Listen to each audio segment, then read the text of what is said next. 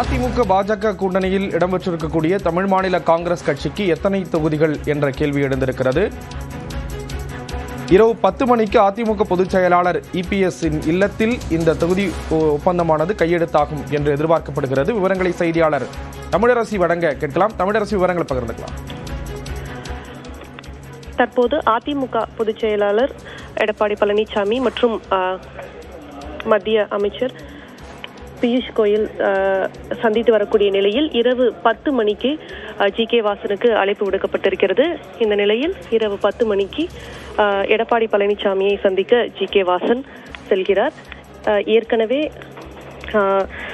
நேற்றைய தினம் பேச்சுவார்த்தை நடந்த நிலையில் இன்று எடப்பாடி பழனிசாமியை சந்தித்து பேசினார்.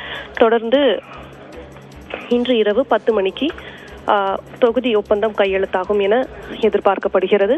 தொடர்ந்து தமிழ் மாநில காங்கிரஸ் கட்சி கூட்டணியில் 6 தொகுதிகளை ஒதுக்க வேண்டும் என வலியுறுத்தி வந்த நிலையில் முன்னதாக 4 தொகுதிகளை ஒதுக்க ஒப்புக்கொண்டதாக தகவல் வெளியானது. தொடர்ந்து அவர் கூடுதல் தொகுதிகளை ஒதுக்க அழுத்தம் கொடுத்து வந்த நிலையில் தற்போது இன்று இரவு ஒப்பந்தம் கையெழுத்தாக இருக்கிறது. இவர்களை வழங்கியதற்கு நன்றி தமிழரசி.